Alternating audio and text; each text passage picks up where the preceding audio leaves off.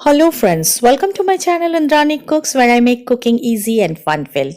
By the thumbnail you can understand today I'm going to make chicken stuffed parwal and this is known in Bengali as potole dolma. So let me go directly to the cooking as I generally go. This is a ginger garlic and onion paste. To this I'm adding turmeric, some chili powder, some cumin powder and some coriander powder. Salt according to your taste, some sugar.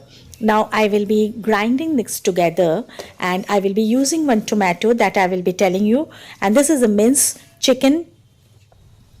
Now here the paste is ready. Now let me go to my cooking directly. Here heat a pan, add some mustard oil, some garam masala powder goes into it. This gives a wonderful flavor, and the mix, the paste that I have made just now, and I will be frying them till all the rawness of the spice goes away. Friends, if you all like my recipe, smash the like button, share with your friends as much as possible, and those who have not yet subscribed, my humble request, please do subscribe my channel, and those who have already subscribed, a lot of thanks to all of them.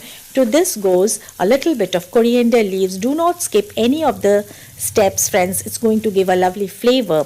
Now again fry it nicely. When oil starts separating, add the tomato that I have shown you, the paste of that tomato, and fry this tomato till all the rawness of the tomato disappears and oil starts floating around. Now this will take 1 to 2 minutes of time, and according to your flame it depends. Now add the chicken mince, mix it very nicely together, and then cover it for at least 10 minutes. Now friends, this is known as Bengali potole dolma, but here what I have made it is super easy. Now after 10 minutes all the moisture has evaporated and this has become very crisp and dry. Now to this I am going to add some raisins or kishmish. Now after adding the raisin, I will be adding 1 teaspoonful of clarified butter or ghee. Now again give it a lovely mix. Oh, the flavor, friends, you must try this once at least. And now this is ready and I will be allowing it to cool for some time. Now this is how exactly it looks like. Now friends, this is a very easy recipe, and now I will be showing you how I am going to treat my parwals or the pointed gourd. Here I have soaked them in water for half an hour. After that I will be taking it from water, and then I will be making some hollow like this. I'll show you friends how to do it. Scrape it with your knife carefully. Scrape the entire skin